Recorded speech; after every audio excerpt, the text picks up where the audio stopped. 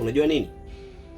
Kwenye maisha inatupasa tujifunze kitu kimoja, ama tujifunze jambo moja.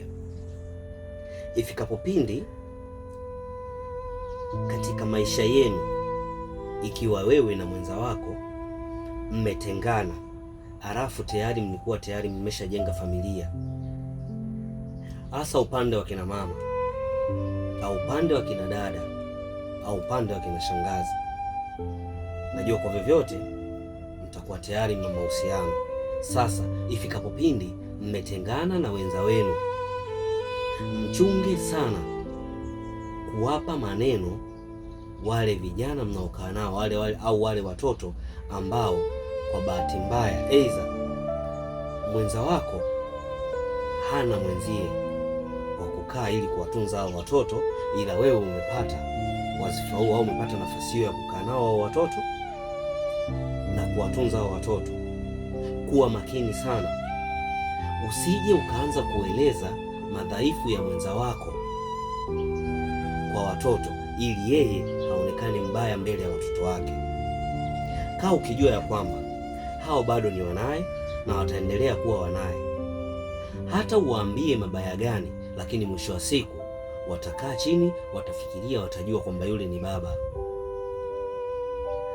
Na wakati mwingine inadiriki hata kuwaeleza watoto au kuwaambia watoto mambo ambayo hayajafanyika na mwenza wako mpaka ikafikia hatua wewe kutengana.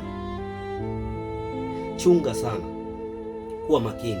Hebu wafundishe mambo mema watoto unaokaa nao, waambie mambo mema watoto unaokaa nao.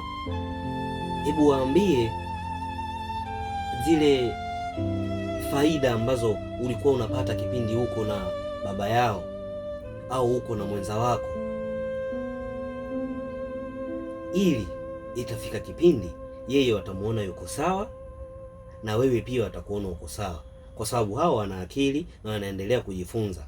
Sasa ikiwa kila siku ukikaa nao unawaambia, jamani, mimi nilikotoka nilipata shida sana na baba yenu, baba yenu alimfanyia matatizo haya na haya na haya, baba yenu alifanya hivi na hivi na hivi, baba yenu alikuwa mbaya kiasi hiki na hiki na hiki, si sawa, utakuwa unakosea.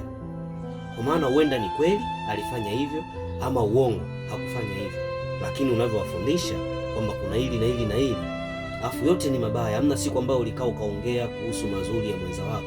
Kila siku unaongea mabaya mabaya mabaya, na huenda hayo mabaya hakutenda. Kuwa makini, iko siku watoto watajua ukweli, alafu wataanza kukushukia wewe.